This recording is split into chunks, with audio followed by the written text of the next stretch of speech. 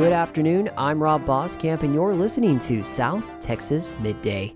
Thank you for joining me on this Wednesday, May 28th. Texas lawmakers appear to have reached a deal this week and are on the brink of passing a sweeping plan to invest billions into the state water infrastructure and future water supply over the next 20 years. Yesterday, the Senate approved House Joint Resolution 7, which will send to voters in November a proposal to allot $1 billion a year, $20 billion in total, until 2047 to secure the state's water supply. That money will be used to fund new water supply projects such as desalination, repairing old water infrastructure, conservation, and flood mitigation projects. The 2025 hurricane season will start in less than a week, officially beginning June 1st. That means all eyes will be on the Gulf of Mexico. Lon Gonzalez has more. It's that time of year again, hurricane season. Sunday, June 1st, is the official start of the Atlantic hurricane season, and the National Weather Service is ready to monitor any of the 23 named storms on the Weather Service's list, should one come our way. Corey Motis with the Corpus Christi office of the National Weather Service outlined some of the factors that create hurricanes in the Gulf. Well, we look at a number of different factors. So we look at, of course, the water temperature, how deep that warm water is. We're looking at locations of where high pressures are set up, because that early on in the season especially really directs the direction of the hurricanes. And we look at things like El Nino and La Nina. Another interesting factor in the Gulf is the presence of Saharan dust, which has become one area that might not stop a hurricane from forming, but tends to slow down the storm's growth process. Corey explains.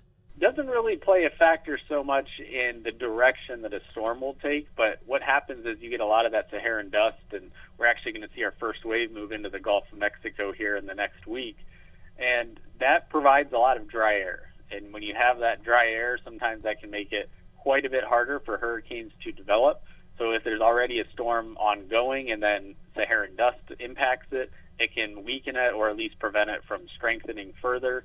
Some forecasters are predicting a busy season with the possibility of an above-average hurricane season.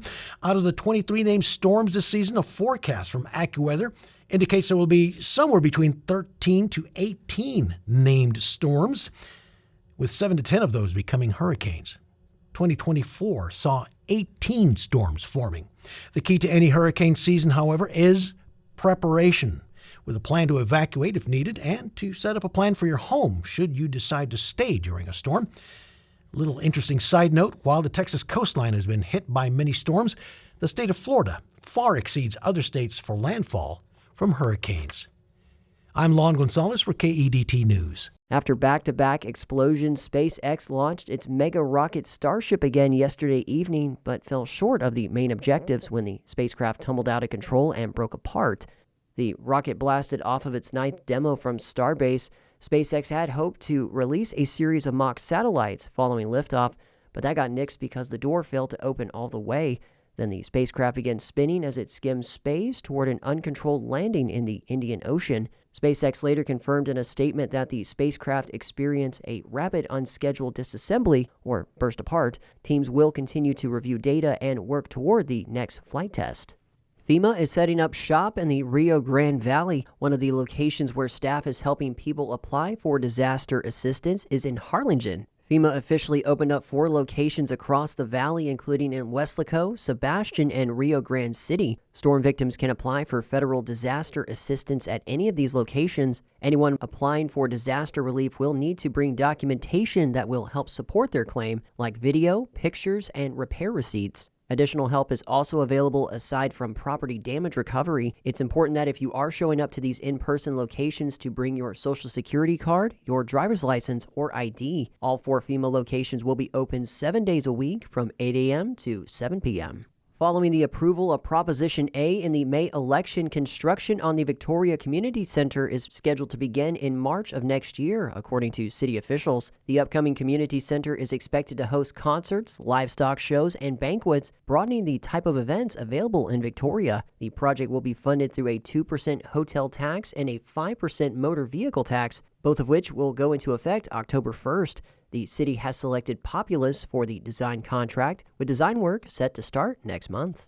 Governor Greg Abbott has signed legislation transferring the University of Houston-Victoria to the Texas A&M University system. Under Senate Bill 2361, the Texas A&M University system will begin the formal transfer of UHV on June 1st, with the transition expected to be completed by September 1st. Founded in the fall of 1973, the University of Houston-Victoria has served students in the Golden Crescent region for more than 50 years. Victoria County Judge Ben Zeller told 25 News Now the announcement was the result of extensive behind-the-scenes work by many dedicated individuals. A new poll shows Attorney General Ken Paxton with a commanding lead over Senator John Cornyn in a two-person race for the Republican Senate primary, but Houston Public Media's Andrew Schneider says Paxton's lead in the poll shrinks dramatically against potential Democratic rivals. The poll from Texas Southern University's Barbara Jordan Center shows Paxton leading Cornyn by 9 percentage points in a two-person race, and by 7 points if Houston Congressman Wesley Hunt enters the primary.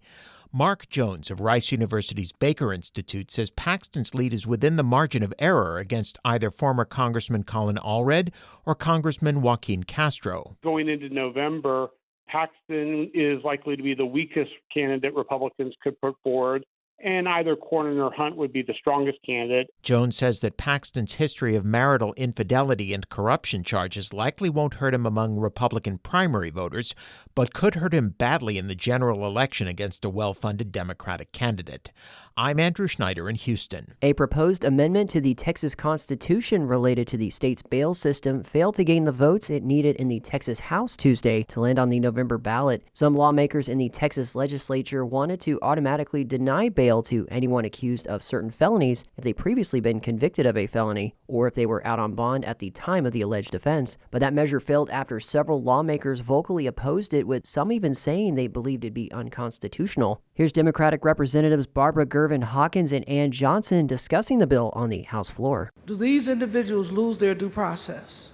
They lose the ability to have a judge make a determination on bail because we were going to make it here if you say automatic denial. The changes in the proposed constitutional amendment, Senate Joint Resolution 87, have been discussed for years, touted as a way to curb crime, but many lawmakers who voted it down believe it undermines the legal principle that an individual is innocent until proven guilty. Governor Greg Abbott has signed a bill that will prevent insurance companies from raising the auto and home insurance rates of people just because their spouses have died. Houston Public Media says the measure to end the so-called widow penalty will take effect September 1st. Evelyn Delgado of New Braunfels lost her husband last year. She got a shock when she went to notify her insurer. I was like, wait, I'm removing him from the policy. I'm not, nothing else has changed. I'm just removing him from the policy. But they said because now I was no longer classified as married, now I was classified as single, that's how the rates are decided. The law to end the widow penalty has been at least a decade in the making. A 2015 study by the Consumer Federation of America found that 4 of the 6 major insurance providers had raised rates they charged widows by an average of 20%. I'm Andrew Schneider in Houston. Baldwin Boulevard between Air Street and South Staple Street is scheduled for a repaving. The work will require lane closures but will allow two-way traffic. Beginning Thursday, lanes will be closed one at a time. The work is expected to last 3 weeks. This is a part of the Street Preventative Maintenance Program. The city of Brownsville is gearing up for an exciting community celebration with the return of Space Fest on Friday. As preparations ramp up, residents and visitors should be aware of several downtown street closures that will be in effect from 6 a.m. to 11 p.m. on the day of the event. The closures are necessary to ensure public safety and allow for the smooth setup and operation of Space Fest activities, which are expected to draw large crowds. Drivers who will not be attending the event are advised to plan alternate routes and avoid the downtown area. Any vehicles parked within the designated closure zone after 8 a.m. will be towed at the owner's expense. And in sports, coming off a championship season that saw its end at the NCAA tournament, the Texas A&M Corpus Christi volleyball program will look to set up another title campaign with its 2025 schedule. The Islanders will get the new year underway on August 29th against Alabama State as part of University of Arizona's tournament for opening weekend. After a pair of away tournaments in the non-conference, A&M Corpus Christi will make their return home in the Islanders Classic. They will face Tarleton State in the official home opener September 11th in the Dugan Wellness Center. The Islanders also welcome Sam Houston and Prairie View for their home tournament. They will play a total of 11 home matches this season, looking to extend an undefeated home streak to 12 straight after going a perfect 11-0 on their home court last season. The Islanders will round out the non-conference against Rice, TCU, and Cornell before opening the Southland Conference slate at home against SFA on September 24th. Also happening at the Island University, the beach volleyball program will have 2 camp dates scheduled next month, which are open for registration. The Islanders Beach Volleyball Summer Camp will be held on June 7th and 14th and is offered to ages 13 through 18. The camp is geared towards intermediate to advanced players interested in playing at the collegiate level and will focus on techniques and skill development, as well as in-game decision-making and strategy. The camp dates are marked at $125 each, but a dual registration deal will be offered at $200 total if you register for both camp dates. All camp information can be found at goislanders.com/camps. And that is the latest news and information on South Texas Midday. I'm Rob Boskamp. Your community arts calendar and more is on the way.